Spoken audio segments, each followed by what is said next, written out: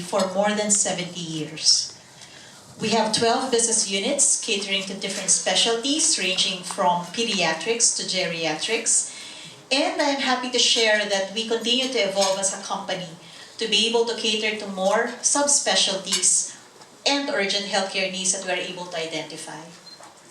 Through the years, our company Unilab has continuously carried out its commitment in providing quality and affordable healthcare for the Filipinos. One of our advocacies is a continuing medical education for the doctors, considering their vital role in taking care of the patients and the unbelievable advancements in health information and technology. This advocacy is the anchor for organizing ECHO, in order for us to be able to reach out to more healthcare practitioners. We are bringing in international experts, or as we call them, rock stars in the medical industry, so that we are able to facilitate a robust discussion among our own doctors and the internationally renowned experts about the latest studies and options in addressing patient needs.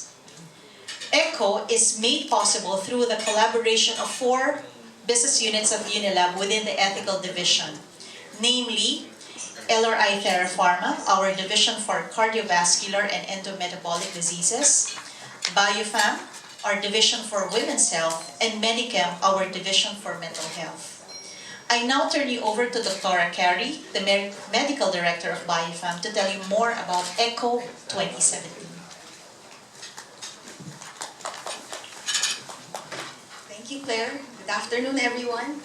So, just to share with you that when we started ECHO 3 years ago, this coincided with the 70th anniversary of Unilab. So, as Claire said, it was our commitment to our local doctors to bring in global experts. Just to share with you the past ECHO events that we've held. Next, please. So, as a platform for exchange of ideas, learning, and interface with global experts, it has been very successful. That's why we are on our 3rd year.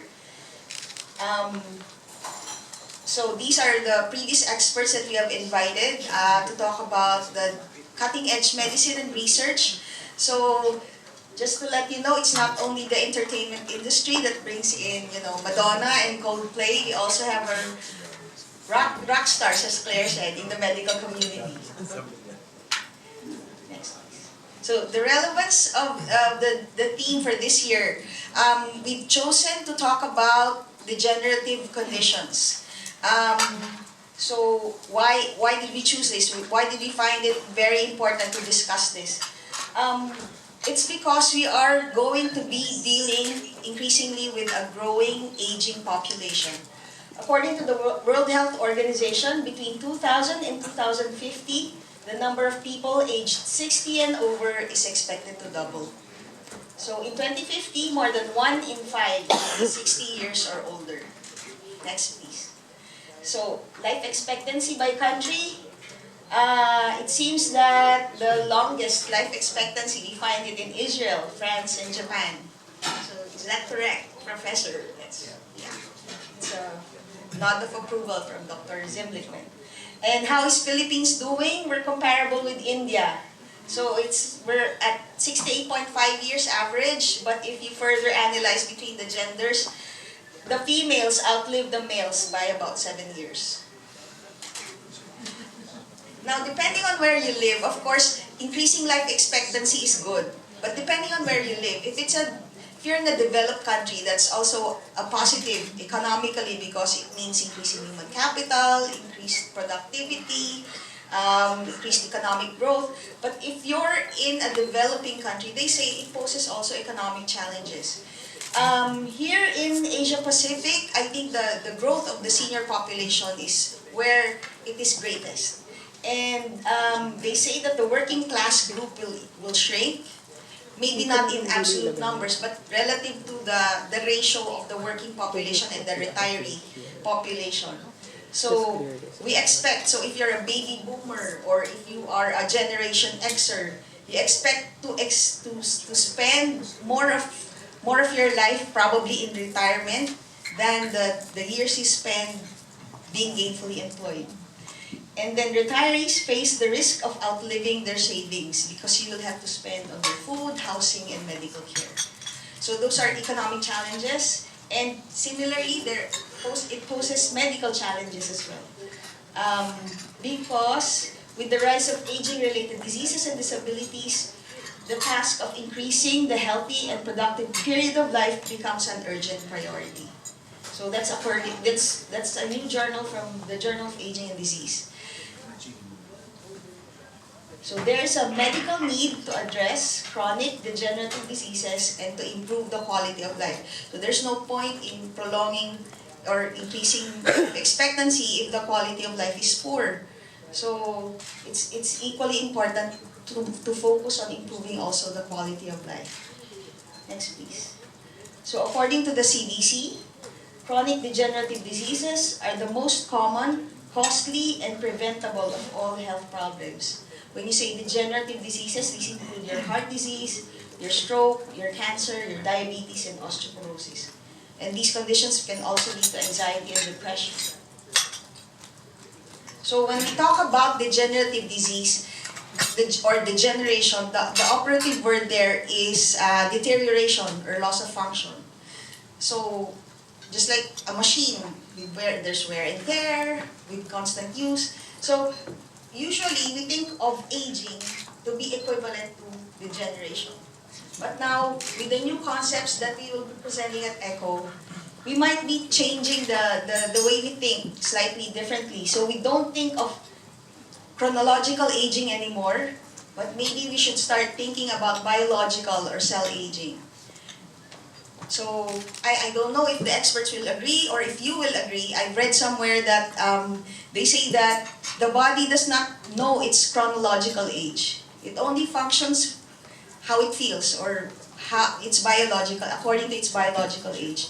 Just to give you an example, you could be 60 years old, but if you have a good diet, proper lifestyle choices, you probably have a body of a 40-year-old.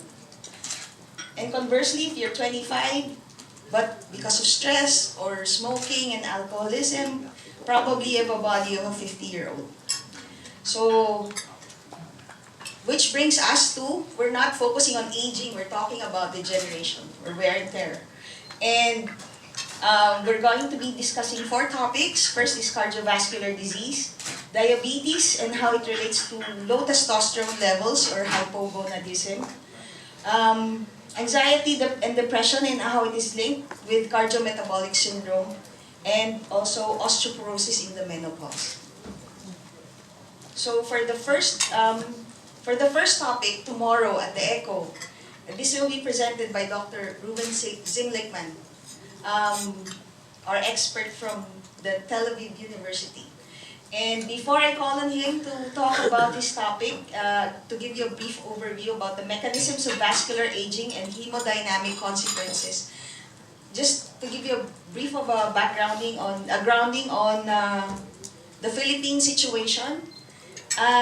Cardiovascular disease is the leading cause of death here in the Philippines. So it's always been in the top 10, but in the past 10 years, it has been number 1. So, next please. And they say that 90% of all Filipinos are exposed to one or more risk factors for cardiovascular disease.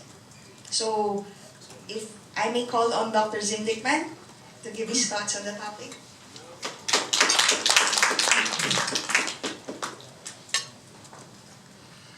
Good day.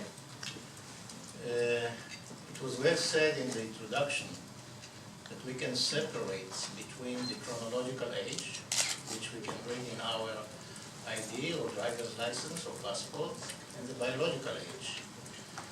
And the biological age differs from the chronological age. What makes these differ are several factors. First of all, genes. Genes are very strong. These are very important at the moment, maybe in the future, but at the moment we cannot change them. But what we can do is change other things. We can change our lifestyle. We can change the way we supervise our bodily function. correct what is wrong, and this can be done easily if you have the proper system and you have the proper will. I can tell you that, for instance, in my country, in Israel, during the last 15 years, the death of #1 killer, cardiovascular disease in the world, not only in the Philippines, went down by 50%. And according, we always compare our results to the OECD, which is the mean results of health in Europe. Israel today is the #1 leader in cardiovascular mortality and morbidity reduction. And they are very, very impressive data. By the way, the last information that was published, the lifespan in Israel is not 79, it's now for men 81.5 and for women 83.6, which adds another 2 years comparing to the data from 2 years ago. So it is very important to do it, to extend our lifespan. We look at the data that we have. If you look back in the 15th and 16th century, the lifespan was less than 50. And if the lifespan is less than 50, there were no cardiac diseases. Almost nobody died from heart disease. Why? Because occlusion of coronary artery takes time. And we start to see in people that are of highest risk appearance of myocardial infarction in the late 40s, 50s, 60s, and on.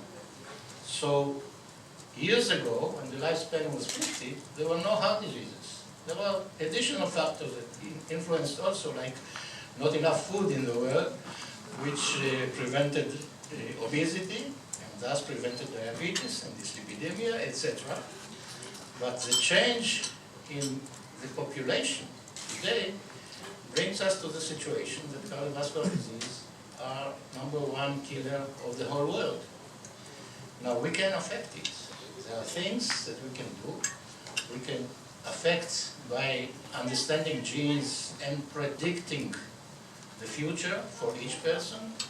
We can affect it by instruction to change lifestyle and to discover every problem and treat it in order to prevent the results of the disease that will appear if it's not treated.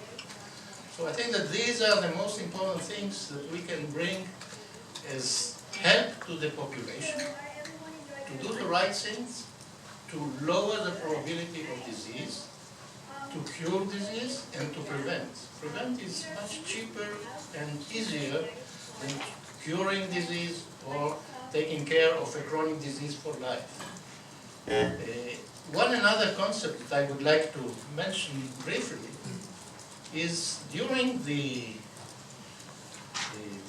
years when lifespan becomes longer and longer, we are faced with new problems that were not existent before. Maybe the human being wasn't planned to live 80 years or 90 years or 100 years. So what happens? People continue to live, but there are systems that fail. Let's say the bones, and tomorrow we have a nice presentation about osteoporosis and menopause, osteoporosis, and connection to the hormonal status. So we invented a solution. We can replace the hip joint, we can replace the knee joint, we have new medications to strengthen the bones. So this is one solution. What happens to the eye? With age, people develop cataract. We developed a method to change, to cure cataract. The heart valve fails. It can be replaced. There are two things that we are lagging behind in ability of replacement. It's the vascular system, the blood vessels, and the brain. And we'll hear a nice presentation from my colleague about these tomorrow, and I will try to talk about the blood vessels, how we detect first disease in early stages before it becomes critical, and what we do in order to prevent further development or to cure. I think, what is my time? It's enough, I think, as an introduction.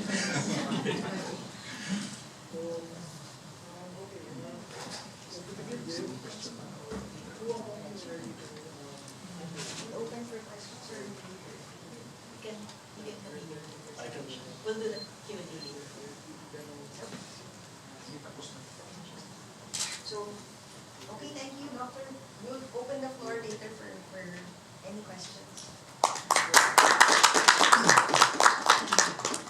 Thank you, Dr. Zimlichman. That gives me another type of age to add to my different ages. There's biological, there's chronological, and there's also arterial age and brain age.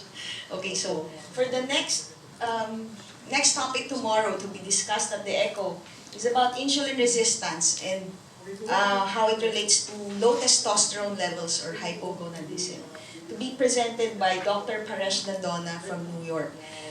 He cannot be here today, but he's flying in later in the evening, I think. So, but just to give a bit of a background, not all of us may be familiar with insulin resistance. Insulin is the hormone that the body produces so that we're able to utilize glucose. So maybe insulin resistance is a not so familiar term, but we're more familiar with diabetes. They're not equivalent, they're not the same, but this could be the prelude or the starting point for diabetes. In the Philippines, diabetes, as with the rest of the world, it's rising at an alarming rate. So we expect by 2030 in the Philippines we'll have about 7.8 million cases of diabetes, of which type 2 is the most common. We find the highest incidence in the richest wealth index, those living in the urban areas and those in the 60 to 69-year age. We have around 1.7 million estimated people with type 2 diabetes that remain undiagnosed or undetected. So, as mentioned, you might have some familiarity with diabetes. You might be taking care of somebody with diabetes. So what's new about the topic tomorrow? What's interesting there is Dr. Dandona will try to show how it might be related to low testosterone levels. Low testosterone or hypogonadism could be a risk factor for developing insulin resistance. And conversely, testosterone might be. So we'll hear tomorrow what is the role in probably better managing glucose levels.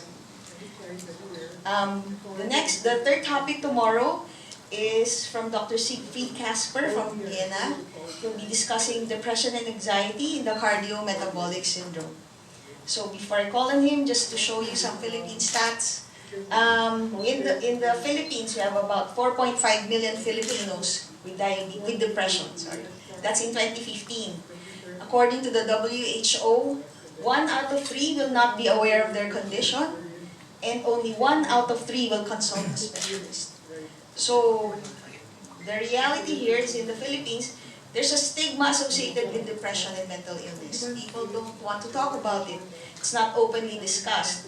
So what happens is depression becomes undiagnosed, undetected, untreated, underreported. So let's call on Dr. Kasper. Here's Dr.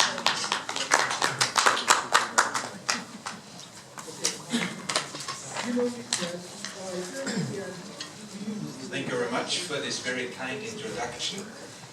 You gave already a nice overview what can be discussed during this topic, and I will continue what Professor Zimlichman said, that we have good replacements for the hips, for the knees, but not for the replacement of the vessels, and no replacements for the brain.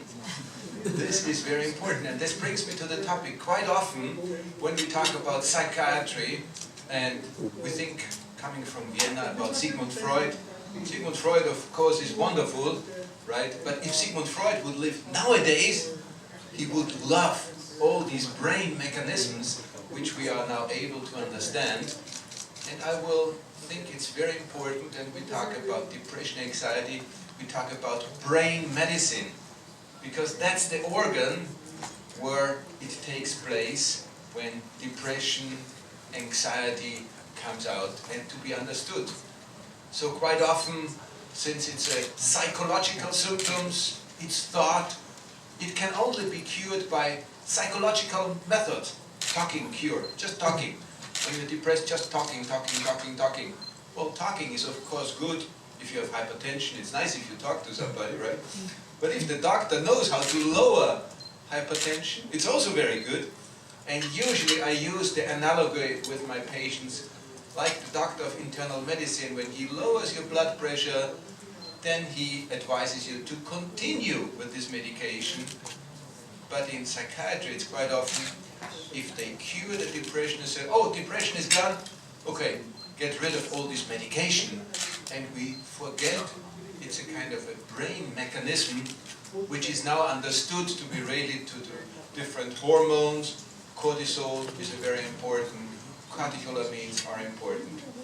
So the mind meets the brain, and the brain is also linked to genes, of course, because we know that some of these structures, like the serotonin transporter, for instance, where all our medication work, like the serotonin reuptake inhibitor, have a different genetic sort of variation, short allele, long allele, if you wish. So the short allele are those who are more vulnerable to get depression or anxiety. So also in psychiatry, I tell it my patients in this way, well, when they ask me, doctor, where does depression come from? And I say, well, it's something like my bald hair up here, right? So, do you think I used the wrong shampoo? Probably not, right? So that's the reason I get bald hair and you get depression. Nobody knows. If I would know, I would get the Nobel Prize right away. We understand it a little bit, where depression comes from. So it's related to the brain and also to the genes. Of course, if the individual is tortured in their early lifehood, like in the child lifehood, then we know one of the outcome variables later is that the patient has a higher probability to have a depression. But most of our patients do not have this terrible experience in the early childhood. So with this said, I would like to mention that you do not die from depression, although suicide rates are quite high in depression, but you have a high disability within the disease. And cardiovascular diseases and psychiatric diseases, depression, anxiety, they rank on top of the disability-adjusted life years called DALYs. That means how much you're not able to function or work. Like if it's 1 month, 2 months, then it adds up to years. Those are figures also used by the World Bank, for instance, to calculate how much is needed. And usually when I give lectures to politicians in my country or in Europe, then I say, well, please invest into psychiatric illnesses, because it's a good investment, because not treated psychiatric illnesses is too expensive. They stay home and so on and so forth. So nowadays we have quite good treatment for these patients which were not available like 30, 40 years ago. We have medication with a very low side effect profile. Unfortunately, medication is not as good as in cardiovascular disease. So I think in cardiovascular disease you have better medication. I think also your research in cardiovascular disease is far ahead from psychiatry still, because we still have the notion that kind of depression, anxiety is linked more to a religious concept somewhere and not to a medical concept. And therefore I think we need to bring it down to earth, to a medical concept, to treat the patients also very effectively with good medication. With having said this, I think with regard to the cardiovascular metabolic syndrome, it's quite often if a patient presents himself with somatic symptom to a doctor, the likelihood that the patient gets diagnosed as depression, anxiety is very low. When he presents with psychological symptoms, then of course that's the higher chance. But usually in my country, but I think very likely in your country also, when you go to a doctor, you think the doctor is responsible for the body. So you tell him all these body symptoms: I cannot sleep, I have low energy, I have some discomfort in my body somewhere, some pain. And then the doctor says, okay, why don't we check for rheumatism, check for this and this and this and this. And quite often the doctors are a little bit afraid. I better do not ask for psychological or psychiatric symptoms, because then I have to sit forever with this patient and he tells me all his family history, his personal history, and I don't have the time for this because 50 other patients are waiting outside. But I always instruct the doctors, well, if you ask the correct questions, it's not more difficult than for other somatic diseases. So psychiatric disorders, depression, anxiety, it's not a myth, it's a medical disease like all the other diseases. And with my patients, I usually use hypertension as a model, or diabetes as a model, or asthma as a model, and tell them, well, when we bring you down the symptomatology, then the medication which cures you should also be continued for a longer time. Thank you very much.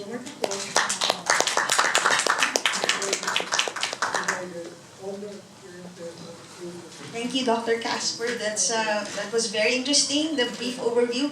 It also calls attention to the need to give priority also.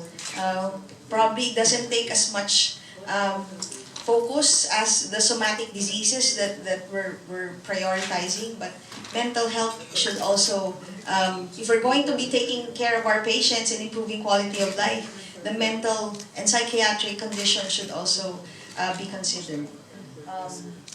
The last topic for tomorrow will be preventing osteoporosis, a plan of sequential management from Dr. Rodney from Australia. He's an obstetrician gynecologist, expert in the menopause. So you might be wondering, osteoporosis is a disease of both men and women. Why get an OBGYN specialist? Well, it seems that osteoporosis disproportionately affects more women, especially when they enter the menopause. So, like what Dr. Zimlichman said earlier, in the early ages, people didn't live long enough. Here, in women, they didn't even live long enough to enter into the menopause. But in the 20th century, you see that people are living longer and longer. The females are spending a good third of their lives already in the menopause. In the Philippines, the average age of menopause in Pilipinas is 48. And women are more prone to brittle bones and fractures because of estrogen loss after the menopause. So, there, that's for the last topic tomorrow.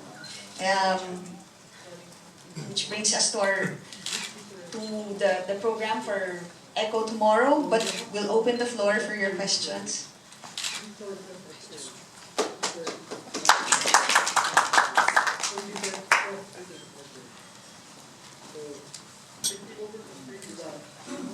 Thank you, Dr. Carey, Dr. Zimlichman, and Dr. Kasper. We now open the floor to questions.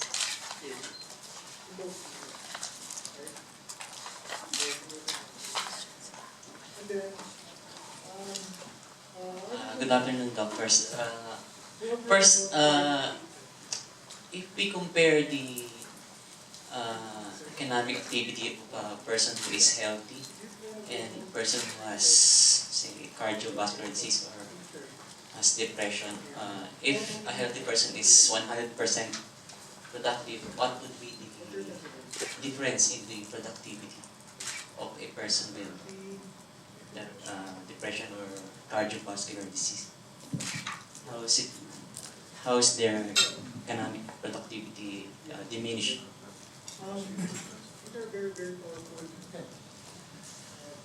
First of all, I think that Professor Kasper is more experienced in these aspects, but we can see depression as a depression, and depression as a result of a problem. So it's very reasonable to see somebody who is sick, somebody who underwent myocardial infarction, he is now limited, he is afraid, he doesn't know what he is allowed to do, he is afraid from death, some complications. And this is what we call secondary depression, which results from bad health status. On the contrary, many of Professor Kasper's patients have also primary depression, in which it is very difficult to find a real cause of the depression. So in my field, let's say somebody after myocardial infarction, psychological aspects are part of the treatments, because a patient that is going to be discharged from the hospital after having severe myocardial infarction, he is afraid, he is depressed, he is unsure of his future, of his work, of his life. He starts to ask questions, what is forbidden, what he can do, when he can do. Very frequently they ask, what about sexual relationship? Are they forbidden? This is an effort, maybe they can call it, they are afraid. Also sexual function declines in such cases for a limited period of time. And one of the tasks of the physician is to give them a feeling of security, to explain about things that they will feel. And this secondarily will improve the mood and decrease depression symptoms. But there are much more aspects, I'm sure Professor Kasper can add to that. No, thank you very much. I think for depression it's quite important that we have to acknowledge, together with cardiovascular disease, that disability is a quite high proportion. And you can also see the disability, for instance, in people who do not work, like are in the household, like females working in the household, then they cannot do the household anymore and somebody else has to come into the house. So the disability adjusted with this disease is very high. And as I said before, to uncover the depression, like in Europe, there are data that half of the patients come to the doctors, they are not diagnosed with depression. So primarily because the patients, they feel so insecure to talk about their depressed mood or their inability to move. And we know there are some brain mechanisms behind this, and we know that we can help them. So one point is also, sometimes it's thought, well, depression is something like a flu or like a pneumonia. It comes once in a life and then it's gone again. But this is the wrong model. It's a model like hypertension.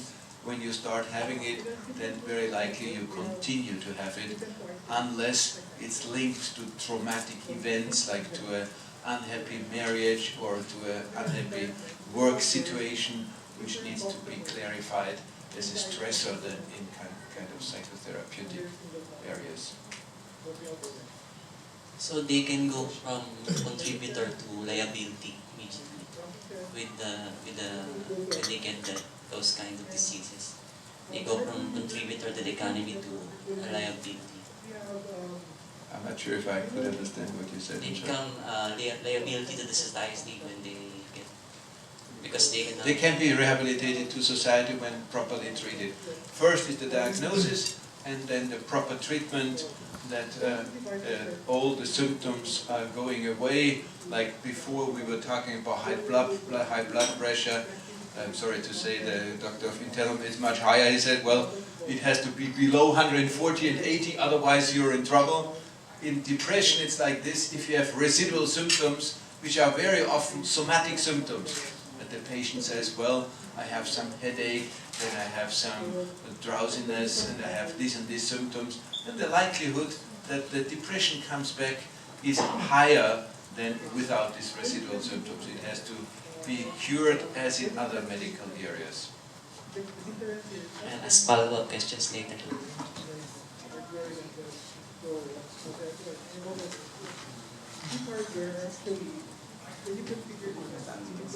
Yes, ma'am.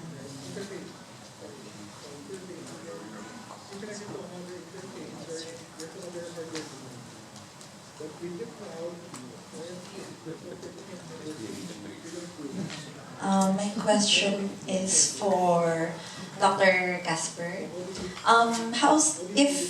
Can you tell us the the statistics of suicide in relation to depression in the Philippines and globally, and does it increase each year, and what could be the reason? And my second question is, as doctors, how can we encourage the lay to seek medical help rather than thinking that depression is just related to religious beliefs? No, thank you very much. Altogether, and the data from the WHO, the World Health Organization, indicate that the suicide rates are going down. I'm not so quite sure if I know the data of the Philippines correctly, but it's going down worldwide. And one important thing, suicide is in 95%, mostly all the time, related to depression.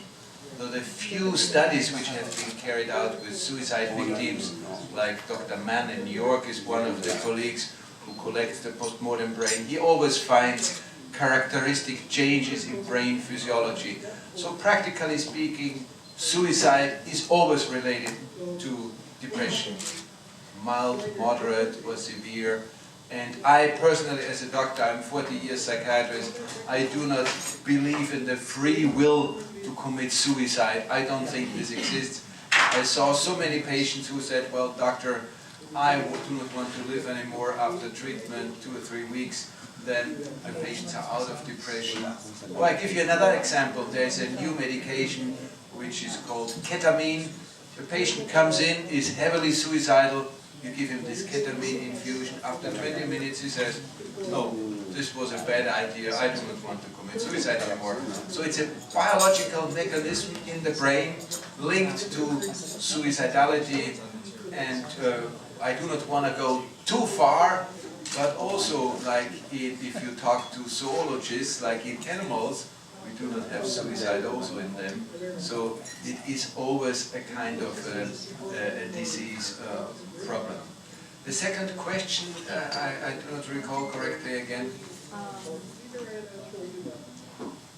What could be the reason of their suicidal tendencies?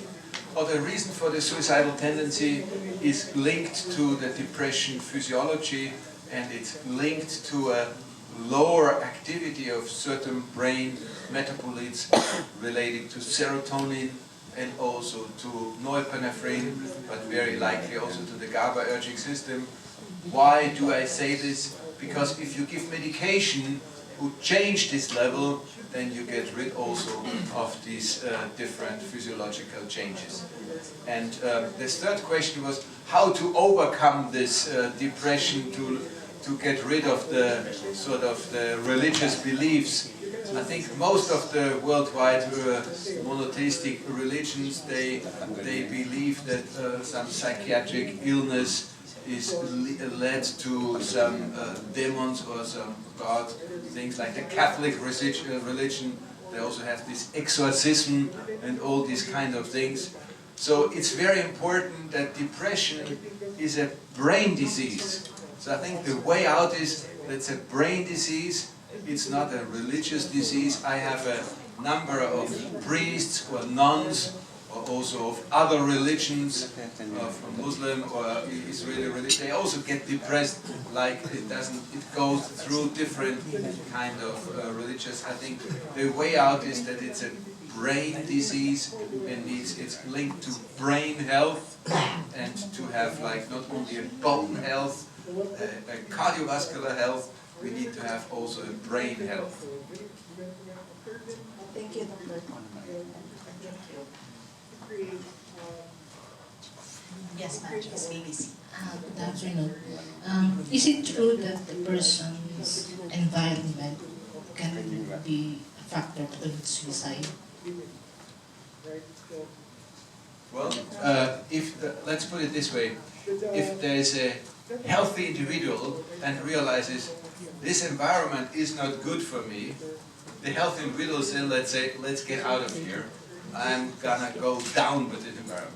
But if the individual is not so healthy and doesn't have the capability to get out of this, then the individual sort of gets this torture which brings him into this direction to better not to live anymore. So I think as a doctor, of course you do not only talk about symptoms, you try to engage also the family or the working environment.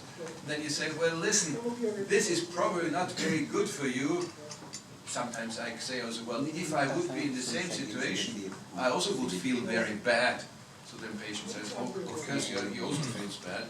Well, there are certain circumstances you need to avoid, but it's the guide from the doctor to make the patient more stable again, that the patient can decide, well, I get out of this situation, which is sometimes not easy if you're married to a person who, well, tortures you all the time. Well, in Catholic religion you cannot get a divorce, right?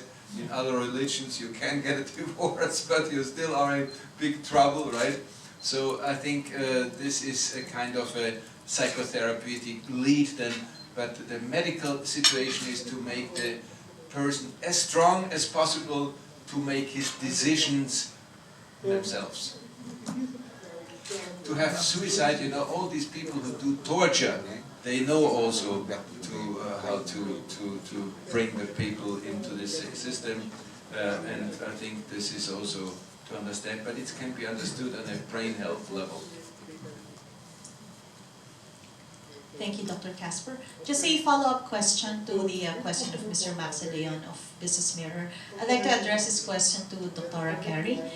Since you mentioned a while ago that there's stigma on mental health conditions, I would just like to ask, since you have been, your group has been engaging doctors from different specialties, if nowadays there's more acceptance among the different specialties in considering possible mental health problems when they see their patients? Well, right now,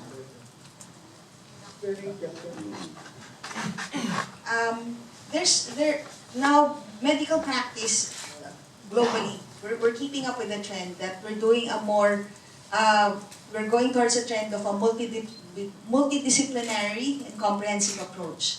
So, like our experts have mentioned, it's not just somatic treatment or symptomatic treatment. As you see it, that's what you give, that's what you treat. Now we're going into a more comprehensive approach of, yeah, you're managing cardiovascular disease, but you also look for the mental element. Is there associated depression? So we try to look for, we try to screen, we try to diagnose, and then we also try to modify risks. The risks are there, but if there's when you take a history or when you manage, you try to identify risk factors and you try to modify, because not all patients will present with the same risk factors, like genetics. That's something you can control. What else? Genes, Serrel's disease. So it's, to answer your question, yes, doctors are doing that now. Management of cases is not, we're taking a more comprehensive and collaborative approach between, among the specialists to better have better management outcomes. I'd just like to add, we were talking about suicide rates or depression in the Philippines. I'd just like to share that suicide rates are one of the lowest in the Philippines, but that's not indicative of how prevalent is depression in the Philippines. It's lowest among the Asian countries, but as mentioned, we have there's no registry, there's no clear record of how prevalent is depression and how we fare compared to the other countries. Thank you, Dr. Carey. Yes, sir.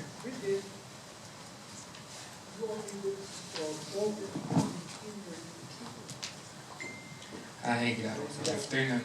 My question is for Dr. Kasper as well.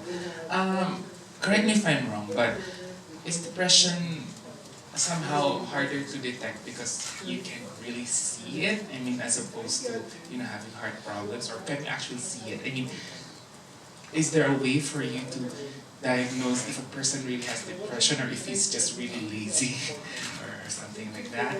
And I have another question also for, I think this is for Dr. Carrie, will be able to answer it. But it's about the ECHO Summit. Like, I understand there will be medical practitioners being present, but who are these people? I mean, do they get to register for free? Do you invite them? And Dr. Kasper, please. Thank you. So this question is quite often asked, and sometimes I envy my colleagues in cardiovascular disease. They have these blood measurements, right? And they do the blood, but when I do my own blood measurements, I also get different values all the time, and when I go to the doctor, it is different, and when I go to the other doctor, it's different. So it's probably not that easy to measure the blood pressure. But saying this, I think our measurement of the blood pressure is like the Hamilton Depression Score or the Montgomery-Åsberg Depression Score. These are 12 to 14 questions, and I encourage always the doctors when I treat them, well, ask the very specific questions, like you measure the blood pressure, right? And if you ask this question, it doesn't take more than 5, maximum 10 minutes. If you ask them these very specific questions, and all together, like a mosaic, it comes to you, well, this is depression. Of course, the patient always relates it to his personal life. You should see my wife, then you could understand how depressed I am, or you should see my husband, then you understand immediately this. Say, well, that might be, but I don't know. But how was it yesterday at 4 o'clock in the afternoon? Did you have a lot of energy, or did you have low energy? They would say, well, in the afternoon it was good, but in the morning it was very bad because my husband or my wife tortured. So, all this family history and all this surrounding that always spoils the symptomatology, right? So if the doctor of internal medicine measures the blood pressure and the patient constantly talks about his marriage problems, he says, well, just one moment, we have to measure now the blood pressure, right? And don't talk about all this. We talk later about this. It's very important that we talk about this, but not now. And then you also talk about sleep quality. How long did it take you to fall asleep? How many times did you wake up? When was night over for you? Like, for instance, and the patient said, well, night was over at 4 o'clock in the morning, right? And then I couldn't sleep anymore. It's very characteristic that the brain metabolism changes already because cortisol starts rising, the catecholamines are rising, then the patient cannot sleep anymore. And this is very characteristic for a depressive symptomatology. So there are key questions which need to be asked. And then I think it's as easy as measure a high blood pressure in the patients. So it's not a myth, but as soon as you start embarking in all these psychosocial environments, then you are lost in, because this has all different kinds of meanings. So since most of the depressed patients are with general practitioner, I think all of the general practitioner, I always teach them, if they do not know how to measure depression, then they shouldn't know how to measure high blood pressure also, right? So it's as easy. So it's not a myth about measuring depression. But doctor, how can a person, or is there a way for an individual to know, or what are the telltale signs that, if, for example, how do I know if I'm going into depression? What are the red flags for me to seek treatment? I mean, if I'm having high blood pressure, it's there's numbers, but how do a person know that he or she should seek treatment? Well, the person knows that to seek treatment when you cannot fulfill your daily tasks anymore, which are different in the kind. And the patient says, well, listen, doctor, before I loved to go to these conferences like this, but then I feel, oh my God, there's another conference, terrible, and I drag myself to this. Well, I go there because I get some payment, but still, it's a nightmare for me to be there. But 1 year before, with pleasure I went to these conferences here and I took notes and everything when he noticed this difference in his lifestyle, right? And so lazy would be a connotation already which can be explained. We call it like low drive. Low drive to be more on the neutral side, because lazy could be, well, it's kind of personality disorder. Thank you, Dr. Kasper.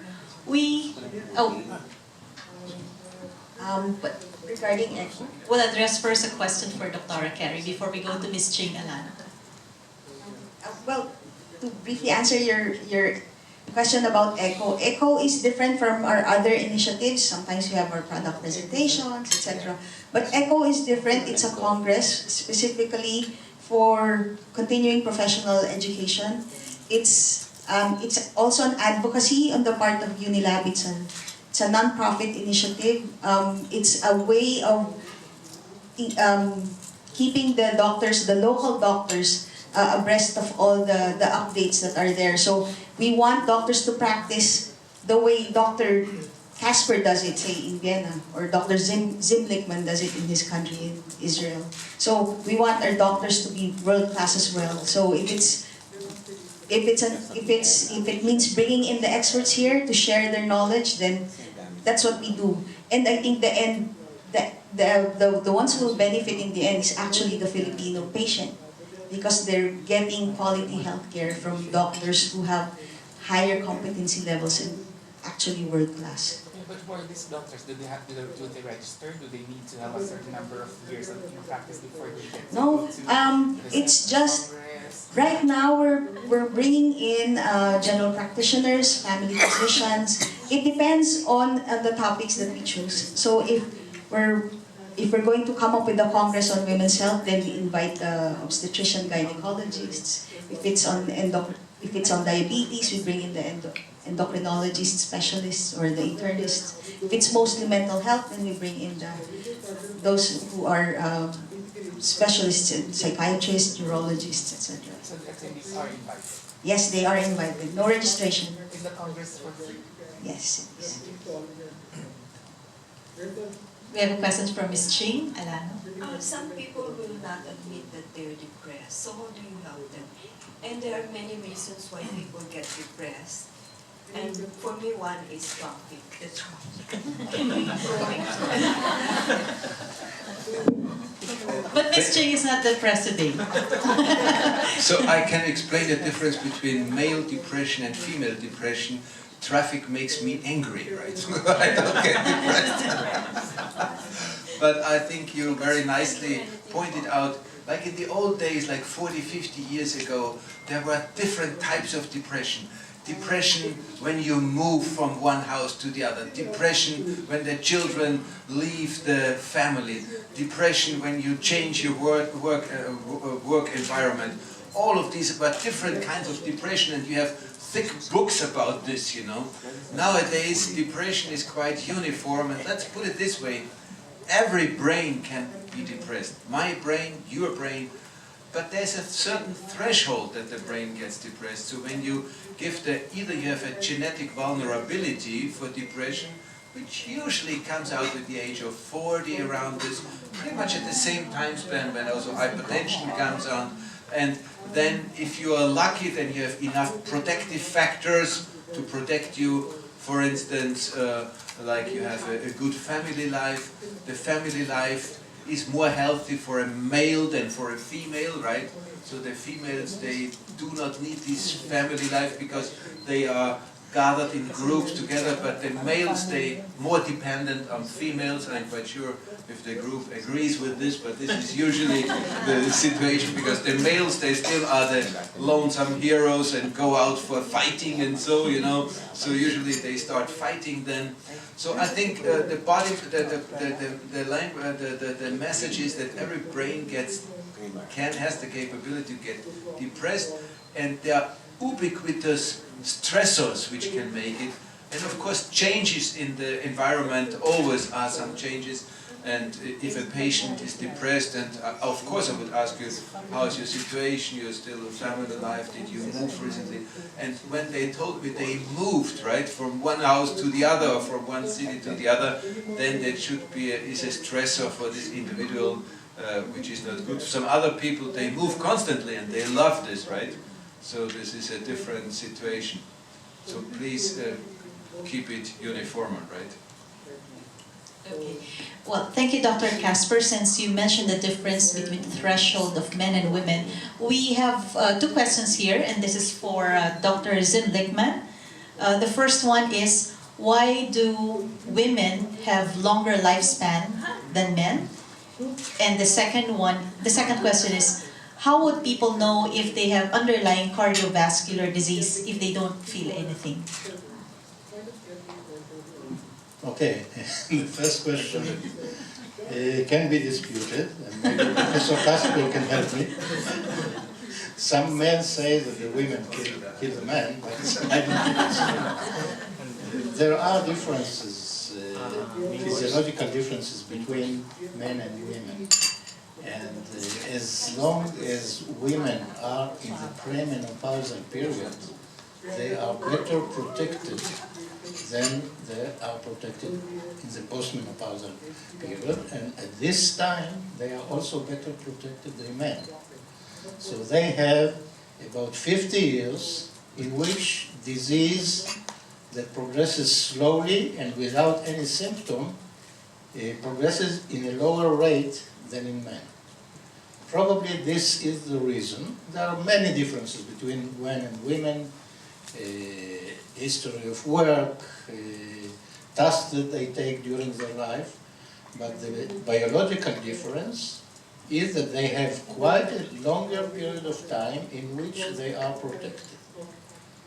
Now, the next question would be, and maybe we can ask the expert that will arrive tonight and talk tomorrow, why not to give supplemental hormonal therapy to women and to continue the similar hormonal profile throughout the whole lifespan? This is the question because there were some questions. Additions of artificial hormones were suspected to cause cardiovascular damage, which slowly shows today as probably not true because we have new information about that. But these are the main differences, and I think that if you have half of your life lower progression of disease, you will see the results at the end of your life. Now, what was the second question? The second question is, how would people know if they have underlying cardiovascular disease if they don't feel anything? Okay, this is a $1 billion, not $1 million question. It is very important, and it is very important to become part of basic education of the population. We can have hints. The hints can be, first of all, my family history. If my parents had cardiovascular diseases, probably I got some genes from them. So I have a greater chance to get hypertension, diabetes, myocardial infarction, etc., etc. So if somebody looks at his family history, this is one of the strongest hints for his future. Now, there are additional cardiovascular risk factors, like presence of diseases. One of them, which becomes more and more a problem, is weight gain and obesity. When we gain weight, our blood pressure tends to go up, our glucose tends to go up, our lipids tend to go up, and we are exposed to higher risks. This will make us to go and check. If somebody has a risk factor, he has to go to his physician and ask for checkup that will reveal things that will cause a disease and which are at the moment asymptomatic. Blood pressure is asymptomatic. Elevated glucose levels until certain limits are also asymptomatic. And of course, high lipids in the blood, we feel nothing. But first of all, we have to think. We have to look for everybody and to examine everybody. It's not always easy. So we have to start somewhere. So we have to locate the high-risk populations, those with family history, those with way of life that will expose them to diseases like heavy smokers, like alcohol drinkers, like physical inactivity, improper habits of eating. All these will cause disease, and those people are in risk. If we detect them early, we can prevent the disease. For instance, atherosclerosis. Atherosclerosis is a process of deposition of lipids in the wall of the artery. We know today that atherosclerosis starts around the age of 18. And the major studies discovered that were the American soldiers killed in Vietnam that underwent biopsy and underwent a pathological examination.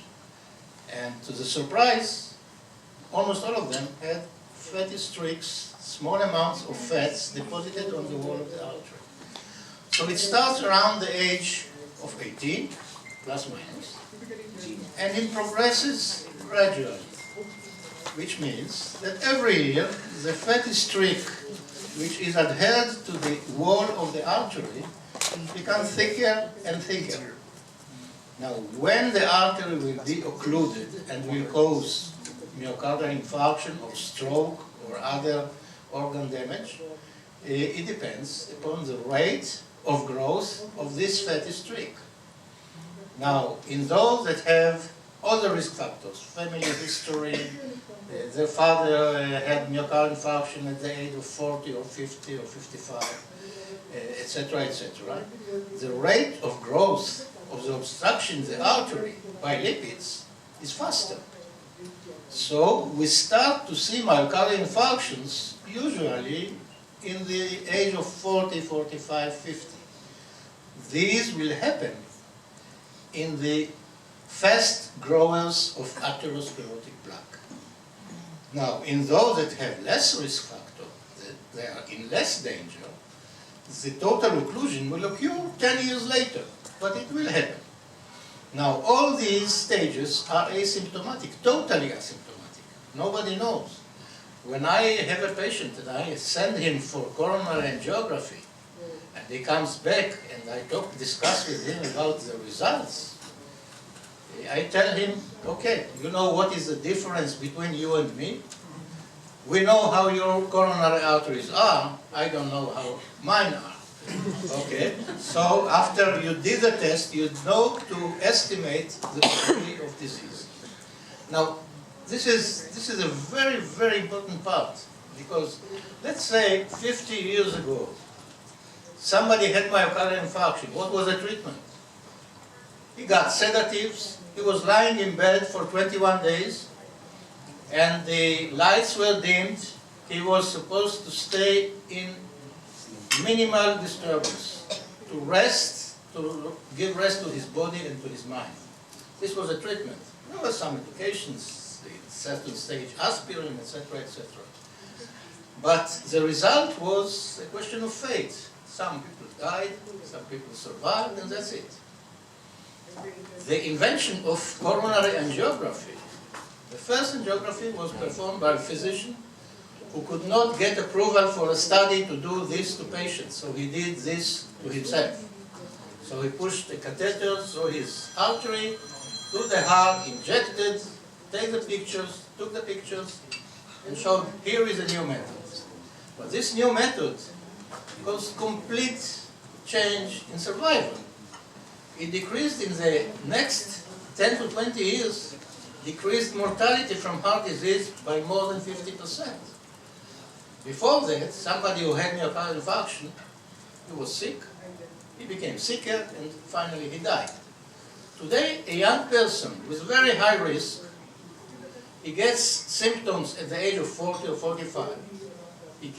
He gets coronary angiography. His occluded sites are open, and he goes back to his family and community as a healthy man. The only difference, he has to be followed up, he has to take medications for hypertension, for lipids, for glucose if he has problems. But this changed extremely his future. So today we are able to save these patients And heart attack or ischemic heart disease are not a life-threatening conditions. Now, in my introduction, I told you that in Israel we succeeded to lower mortality and morbidity from ischemic heart disease much more than in European countries. And I will give you the secret. We educated population for many preventive measures. We educate the population. If you have symptoms, call a transportation or ambulance and rush to the hospital. If the country purpose is that every symptom of vascular disease, whether it's brain problem or heart problem, should be in the hospital and receive treatment within 90 minutes. I think in Manila it's impossible because of the traffic. That's right, sir. But we have very successful, and all the hospitals in my country are rated according to the mean time. We call it door to catheter time. And today we can prevent myocardial infarction if it's treated in time. We can prevent a stroke. We do thrombolysis to a patient that comes with a stroke, and he can go home healthy, which is unheard of before, not even 10 years ago. So we can save people, and we can prevent lifelong disability. That's why it's so important. Because if a coronary artery is occluded, or cerebral artery is occluded, the area that is supplied by this artery dies. And there is no myocardial area, there is a scar, which results in permanent heart disease and heart failure. And in case of stroke, it is associated with disability, limitations, severe limitations. You need to support the patient all his life in institution or by family. All these today can be prevented. So we can prevent creation of the factors that induce obstruction of the arteries, which is the most important. And we can prevent the process when it started, when the treatment was done in time and it was the proper treatment. So, about the question, just a question of interest. If there is a growing number of transsexual nowadays, and we made mention about the number or the lifespan of men and women. How about those men injecting hormones for women and those women injecting hormones for men? How about their lifespan? Well, as a matter of fact, we have a program on transsexuals in Vienna, and as you see, this is not very big, this program.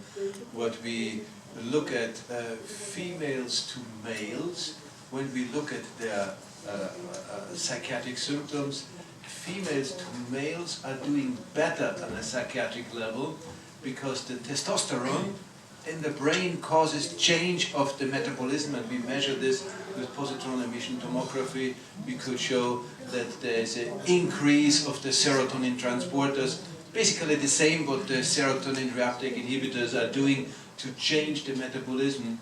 When females to males, they have to take cyproterone acetate to lower down testosterone. Usually they feel very sluggish. They say, now I have my gender, but they feel sluggish and do not show this much temperament. So on a psychiatric level, the females to males are doing better, but of course we do not have them for a longer run. Right now the policy in this group of patient changes. In the older days you had to wait until you are 30, 40 years old, and nowadays there is a policy to do it at an earlier stage to prevent them that they go through all different kinds of stages and then feel more and more rotten. But this needs to be understood on a long-term level, and would be a wonderful, of course, research question, what the lack of estrogens does to the brain. For psychiatry, interesting, schizophrenia usually in male age starts with the age of 16 and in females it starts with 19, right? So the estrogens seem to protect the brain a little bit from the psychosis outcome, so they have some protection effects. Yes, Jasmine. Good afternoon, sir. Sir, the Philippines is entering its summer season, and our summer season is getting hotter than before. Is there any correlation between the extreme climatic conditions and cardiovascular symptoms like heart attacks Or and heat stroke. strokes? Yes, there is. And first of all, I see it every time. For instance, if you talk about hypertension, when you are in warm conditions, your blood pressure goes down. And sometimes you can see somebody that lost consciousness, syncope, he fell down, and you look, it was a warm, heated room, let's say in Europe during the winter, when you heat the air. So warm temperature causes dilatation of the arteries. You know, our body is an engine which it uses fuel, as oxygen and glucose, and one of the things that are created is heat, and the body has to dispose of the heat. So disposing of heat in cold condition is easy. Disposing of heat in warm condition is not always easy. It is associated with sweating and drying of the sweat, releasing energy. So if you are wet and you stand in the wind, you feel cooler because the water on your skin evaporates and you have the cooling effect. It costs energy. Now we see very frequently changes in different times of year in blood pressure. As I said, dilatation of the arteries and lowering of blood pressure in warm climates, and the opposite in cold climates. Now, this is also associated to the frequency of appearance of heart attack, for instance. And the typical description is, let's say, in Europe, when somebody has asymptomatic atherosclerosis, he knows nothing, he thinks he's healthy, and let's say he's going out from his warm, heated house to the street where the temperature can be 0 centigrade. The cold causes vasoconstriction, less blood flow, higher blood pressure, bigger effort to the heart, more oxygen is needed for the heart, and if there is subclinical atherosclerosis, this heart will not receive the amount of oxygen it needs, and this can lead to acute myocardial infarction, to heart attack. So those are very well described and known stories that climate can affect our health chronically and also in acute conditions, like developing myocardial infarction, heart attack, in a very cold weather. This is well known, well described, appears in the book. Sir, on the average, is there a specific age or age bracket wherein degenerative diseases affect a person's productivity? Of course, as we mentioned before, there are chronological age, which is counted according to your driver's license or ID certificate, and there is biological age. Now, this is the most important organ in evaluation of biological and chronological age of the arteries. And in my research institute in the university, we have equipment and methods to determine the age of the arteries. So the patient undergoes a series of tests. We evaluate how stiff the arteries are, how they are able to dilate and constrict. And in these patients, when we finish the series of evaluation, we can say, okay, chronological age, as in your ID, is 60, but your arteries are in the age of 80, or your arteries are in the age of 40. So this means this is a result of accumulated factors during many years that affected the arteries. So let's say if the person lives improper way of life, or he has bad genes from his parents, or he is heavy smoker, or he is heavy drinker, all those affects his arteries. And the changes develop during years. It's not a question of a week or a month or 1 year. Changes in arterial properties we detect. There's no use to do it more than once a year. Because if you do the tests now and next month, you won't see difference because it takes a long time to change, to worsen or to improve. Because sometimes we have a patient with very bad results, and we normalize his blood pressure, we lower his glucose, we lower his lipids, and we ask him to return for recheck in 1 year, and the results are better. So there is a controversy. Why? I'm 1 year older now, but I am 2 years younger with the age of my arteries. Okay, this shows us how important it is to treat and prevent progression of disease, and it is possible. It is very important because many people do not know that.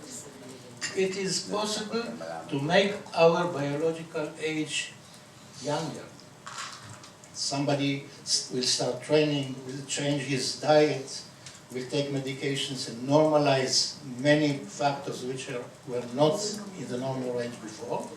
His biological age can become younger. So he adds numbers to his years, but he lowers the biological age and the ability of his systems to survive for many years in the future. Thank you, doctors. Do you have more questions? Yes, ma'am. How would you say heart disease is a lifestyle disease? Okay, lifestyle is very, very difficult to change because it's difficult to change our personality, and Professor Kasper can confirm what I say. It is much easier to swallow a tablet in the morning and that's it, than to change what we eat, to change the activity we do, to stop things that we like to do and are not always healthy. So lifestyle change is whatever you define is very difficult. And that's why the success is not guaranteed, because, you know, even I have patients that undergo myocardial infarction. They're released from the intensive care unit, from the intermediate unit, and one day they go home, and hospitalizations, because of the technology we have today, are relatively short. And he goes home, and before he goes home, my physician or myself, we sit with the patient and explain what he should do and what he shouldn't do. So if we talk about losing weight, we have excellent success 3 months after discharge from hospital. But we lose everything after 6 months or 12 months. So at the beginning, the patient is frightened. He thought he's going to die. He promises his family and himself that he will change everything. But nature is strong, and people gradually return to their previous habits. So it's the task of the physician to make sure that the change will become permanent. And some patients succeed with that, some don't. And let's say after 6 months, we have to remind the patient, you are sick, you had myocardial infarction, your heart is unhealthy, and you forgot what you promised us 3 months ago. So this is a very, very difficult task. It has to be done by the physician, by his family, by the media. In Israel, I spoke before about the critical 90 minutes we want the patient in the hospital. Why 90 minutes? Because when an artery is occluded, it's a question of time when the area around this occluded artery will die. After it's dead, we have no cure. So there will be a scar, there will be loss of heart function, etc. But if it's a viable state and the artery is opened in time, the area will not die and the heart infarction is prevented. So the time is important, and the on the short run and on the long run. And we can change things. And for instance, in Israel, in the media, in TV, we have among the commercials, if you feel numbness, if you feel weakness of your hand, if suddenly it's difficult to speak, don't take a sedative and go to sleep to relax. Call an ambulance and go to the hospital because it might be a stroke. And if it arrives to the hospital on time, the stroke is prevented. Otherwise, if it comes tomorrow, there is no need, no use of opening the artery because all the areas surrounding this artery is dead already. If we open the arteries, there are no living cells there that will use the oxygen that is supplied.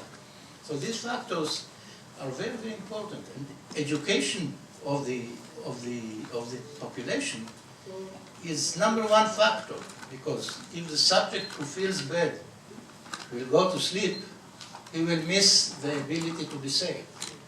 So the media, the television, the radio, the movies, all these are, the internet, are means how to educate the population, how to instruct them what to do if something happens, and we can save lives.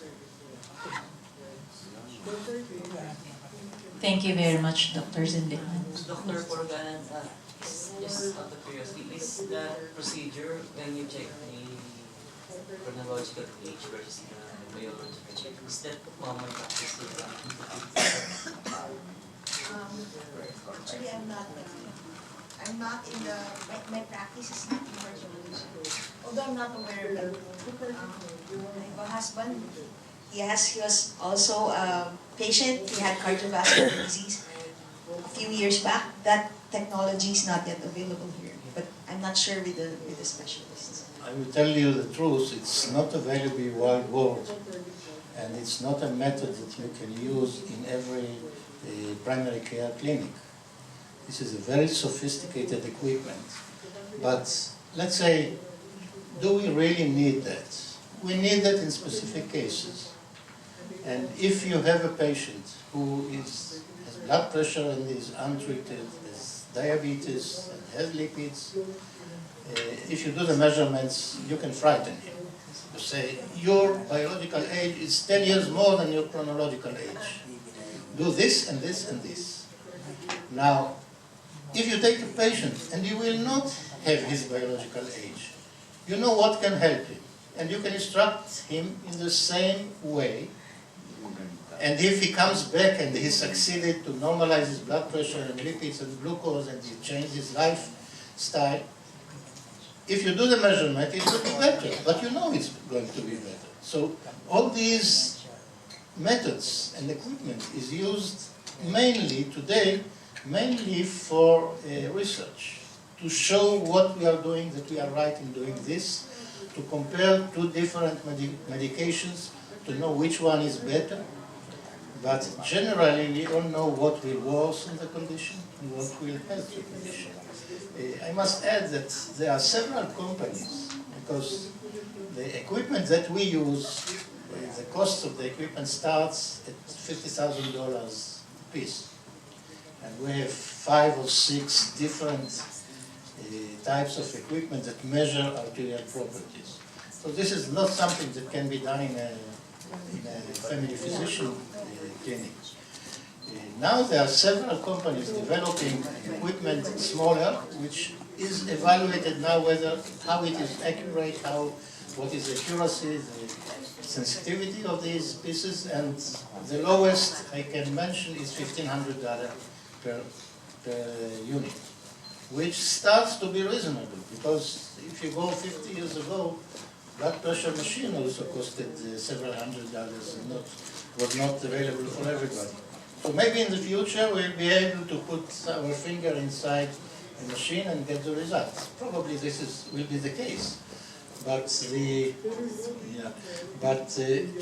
you know what will improve your condition. If you measure it, you are more persuasive. You can convince the patient you succeeded. See, it was 10 and now it's 5. You improved much.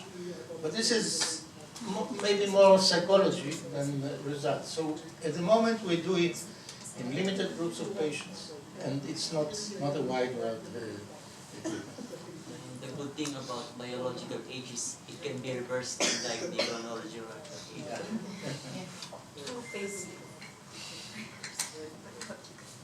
Okay, thank you. We can take one more question. Okay, so if there are no more questions, we conclude now our open forum session. And we'd like to thank our friends from the media who joined today. Thank you very much. Thank you for being here despite the traffic. We'd also like to thank Dr. Zimlichman and Dr. Kasper for joining us today, as well as the team of Dr. Carrie Purugganan, our team from LRI-Therapharma. Thank you very much. We wish our event all the best. That's going to be tomorrow. And we look forward to the next ECHO next year, ECHO 2018. Thank you very much and have a great day.